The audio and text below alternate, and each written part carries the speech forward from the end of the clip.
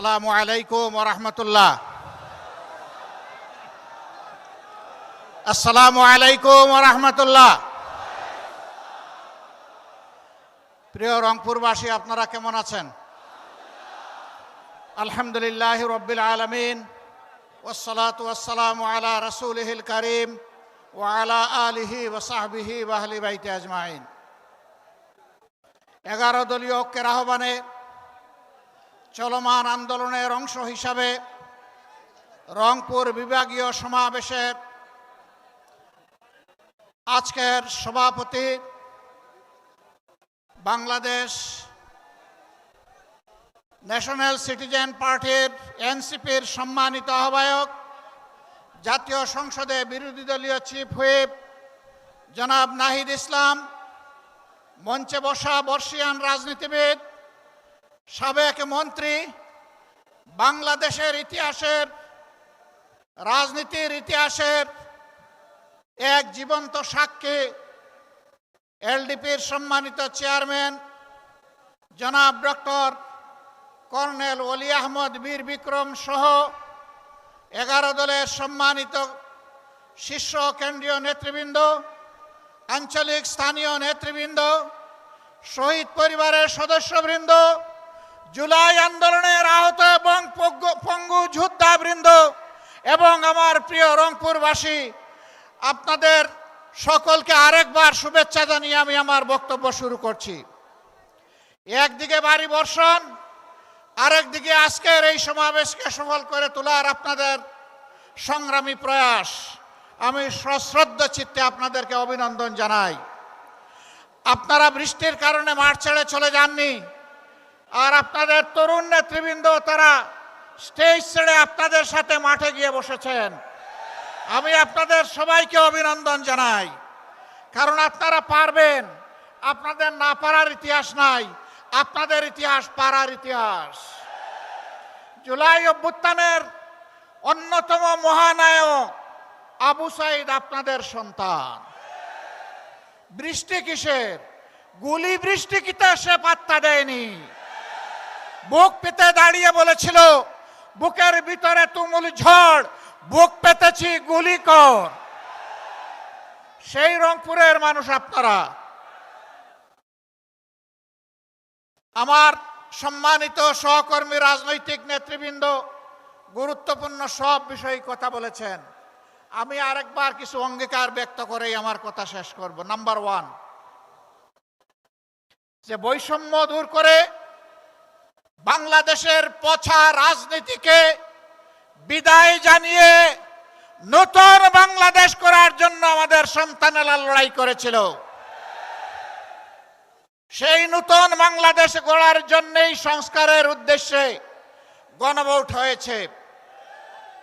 বাংলাদেশের একটা জায়গায় শুধু দাঁড়িয়ে বর্তমান প্রধানমন্ত্রী বলেছিলেন ভোট দিবেন দুটো, একটি আমার দলকে আর একটি গণভোটে হা। তিনি প্রথমটা রক্ষা করেছেন, দ্বিতীয়টা তিনি রক্ষা করেন নাই। আজকে আপনাদেরকে কথা দিচ্ছি, আমাদেরকে বিভিন্নভাবে এই গণভোট বাস্তবায়নের দাবি থেকে সরিয়ে নেওয়ার জন্য অনেক কথা বলা হচ্ছে। পরিষ্কার কথা, আমরা জাতির সাথে বেইমানি করতে পারব না। জাতিকে আমরা কথা দিয়েছি, লড়াই আমরা করে যাব, গণভোট বাস্তবায়নে বাধ্য করব ইনশাআল্লাহ। এর থেকে এক চুল পরিমাণও আমরা সরব না। এই আবু সাইদের রক্তে ভেজা রংপুরে আরেকবার এই অঙ্গীকার ব্যক্ত করে গেলাম। আমাদের দ্বিতীয় কথা, তিস্তাই অঞ্চলের মানুষের দুঃখ। আমরা নির্বাচনের আগে বলেছিলাম, আমরা নির্বাচিত হয়ে সরকার গঠনের সুযোগ পেলে তিস্তার বালুচরে কুদাল মেরে প্রথমেই বাংলাদেশের উন্নয়নের যাত্রা শুরু করব।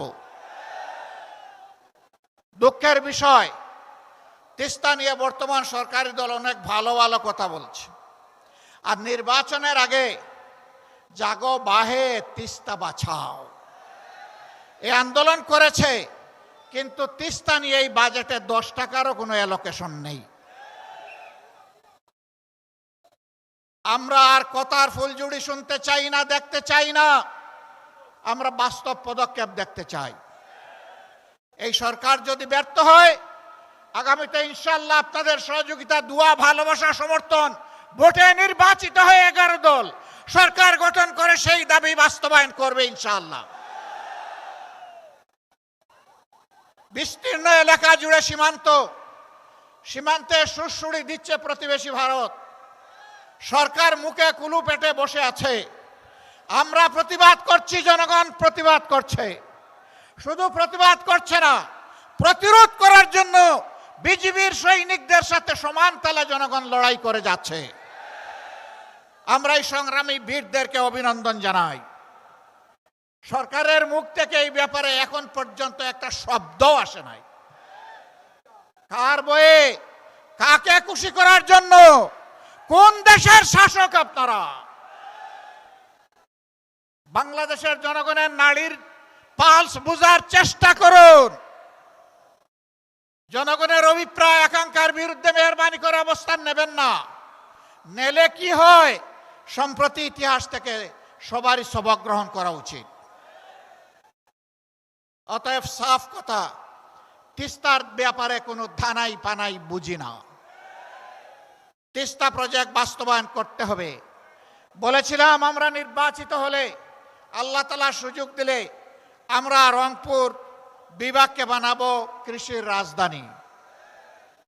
সেই রাজধানীর কথা বর্তমান সরকার ও সংসদে বলছে, কিন্তু রাজধানীকে ভিক্ষা দিলে রাজধানী বনবে না।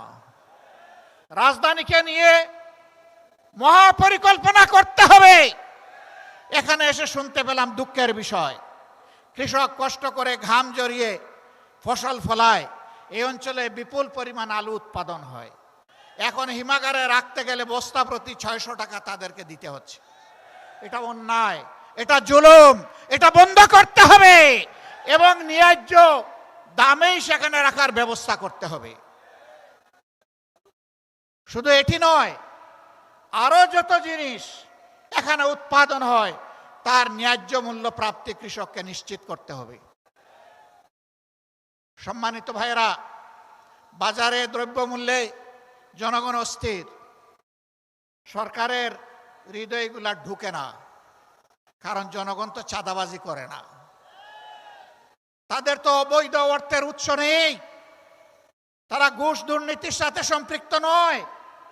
তাদের এই দুঃখ ওই লোকেরা কেমনে বুঝবে যারা চাঁদাবাজিতে লিপ্ত, যারা ঘুষ দুর্নীতিতে ব্যস্ত, তারা এটা বুঝবে না। আমাদের স্পষ্ট অঙ্গীকার, ইনশাআল্লাহ সব দুর্নীতিবাজরা এক হয়ে ইঞ্জিনিয়ারিং করে আমাদেরকে হারিয়ে দিয়েছে কয়বার। গগু তুমি দান খাও বারবার, দরা পড়বা একবার। ইনশাআল্লাহ আগামীতে এই সুযোগ আর দিবে না জনগণ। তখন ন্যায় ইনসাফের ভিত্তির উপরে 11 দল একটি সরকার গঠন করবে ইনশাআল্লাহ। যেই দেশে চাঁদাবাজ তো দূরের কথা, তাদের ছায়াও সহ্য করা হবে না। দুর্নীতি করার প্রয়োজন কারো হবে না। সম্মানজনকভাবে সবাই বাঁচতে পারবে। এরপরে লোভের বশবর্তী হয়ে কেউ দুর্নীতি করলে তাকে ছেড়ে কথা বলা হবে না। প্রধানমন্ত্রী হলেও না, তাকেও বিচারের মুখোমুখি করা হবে। সম্মানিত ভাইয়েরা, এ দেশ আমাদের, আল্লাহর রক্ষাকর্তা। আমরা যতদিন বেঁচে থাকব, দেশের 1 ইঞ্চি জমি তো দূরের কথা, একটা বালুর উপরেও কাউকে কর্তৃত্ব করতে দেব না। যারা হুমকি ধমকি দিচ্ছে তাদেরকে বলি, আপনারা এইভাবে বাংলাদেশকে বিবেচনা করবেন না। ডক্টর কর্নেল অলি আহমদ বীর বিক্রম বলেছেন, আমাদের সৈন্য 2 লাখ 2.5 লাখ নয়, আমাদের 1 কোটির বেশি। আমি বলবো, এই দেশে জন্ম নেওয়া প্রত্যেকটা নারী পুরুষই আমাদের সৈনিক।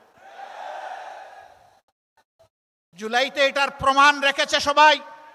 মায়েরা রেখেছে, বোনেরা রেখেছে, মেয়েরা রেখেছে, ভাইয়েরা রেখেছে, সন্তানেরা রেখেছে এবং বয়স্ক পুরুষেরা রেখেছে, কুলের শিশুও রেখেছে। এই যে জাবির ইব্রাহিম মারা গিয়েছে, তার অভিপ্রায়টা লক্ষ্য করবেন। সে কি বলেছিল? আরেকটা ছেলে বারবার তাকে সরিয়ে দেওয়া হচ্ছে, এই তুমি সরে যাও, তুমি ছোট মানুষ। কয় সাবধান, আমাকে সরানোর চেষ্টা করবেন না। আমি এসেছি এখানে আন্দোলন করতে, প্রতিরোধ গড়ে তুলতে। আপনি আপনার কাজ করেন, আমাকে আমার কাজ করতে দেন। এরপরে আপনারা দেখেছেন সবাইকে ঝাড়ি মেরে ফেলে দিয়ে গিয়ে সে পুলিশের পেটের মধ্যে ঘুষি বসাচ্ছে। তুই আমার ভাইকে হত্যা করেছিস। আজকে সেই হত্যাকারী পুলিশদেরও বিচার গুলিয়ে দেওয়ার জন্য একদল উঠে পড়ে লেগেছে। আমরা পুলিশের সকল সদস্যকে বলছি না যে তারা অপরাধী, কিন্তু যারা অপরাধ করেছে, যারা অবলীলায় মানুষ খুন করেছে, তাদেরকে বিচার আপনারা চান না? সে পুলিশ হোক আর সাধারণ মানুষ হোক, তাদের বিচার অবশ্যই হতে হবে। শুধু জুলাই নয়, 2006 সালের 28 অক্টোবর থেকে শুরু করে এরা যে খুনের রাজনীতির সূত্রপাত করেছিল, পিলখানা হত্যাকাণ্ড, সাপ্লাই হেফাজতের লোকদেরকে হত্যা, তারপরে সারা দেশে 15.5 বছর গুম খুনের রাজনীতি, আয়নাগরের রাজনীতি, জুলাইয়ে এসে মহা হত্যাযজ্ঞ, গণহত্যা যারা চালিয়েছে, একেবারে সেই বিপ্লবের প্রতীক শরীফ উসমান হাদির হত্যাকাণ্ড পর্যন্ত সকল বিচার করতে হবে। যদি এই সরকারের সেই বিচার করার সাহস না থাকে, বলবো নিজেদের ব্যর্থতার দায় স্বীকার করে বিদায় নেন। পরবর্তী সরকার এসে সেই বিচার করবে ইনশাআল্লাহ। আপনারা তৈরি আছেন? ওই শুধু এই মাঠে তৈরি থাকবেন না 24 ঘন্টা, 2 দিন 1 দিন নাকি সারা জীবন? ইনশাআল্লাহ লড়ে যাব, আমরা ক্ষান্ত হব না, আমরা জিতবো ইনশাআল্লাহ, আমরা মাথা নত করব না। আমরা বীরের জাতি হিসাবে মাথা উঁচু করে বিশ্ব দরবারে দাঁড়াবো, কোনো মিনি আধিপত্যবাদের কাছে আমরা নতি স্বীকার করব না। আপনাদেরকে আরেকবার ধন্যবাদ, এই বিপ্লবী জনতাকে ধন্যবাদ।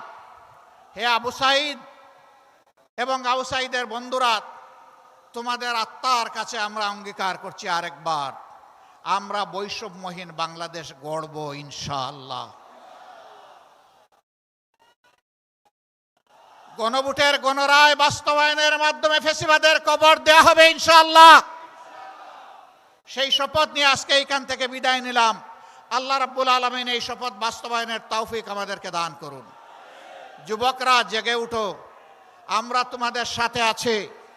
আজকে ডক্টর কর্নেল অলি আহমদ বিক্রমকে জিজ্ঞেস করেছিলাম, মুক্তিযুদ্ধে দেশকে মুক্ত করার জন্য লড়াই করেছিলেন, আরেকবার প্রয়োজন হয়ে পড়ছে, আপনি কি করবেন? তিনি বলেছেন, আমি সমান তালে লড়াই করব। তিনি 100-র কাছাকাছি পৌঁছে গেছেন। তিনি যদি সমান তালে লড়াই করেন, আমরা কি সেই লড়াইয়ের জন্য প্রস্তুত আছি? আল্লাহ হাফেজ। বাংলাদেশ জিন্দাবাদ। 11 দলীয় ঐক্য জিন্দাবাদ। ফ্যাসিবাদ নিপাত যাক। আসসালামু আলাইকুম ওয়া রাহমাতুল্লাহ।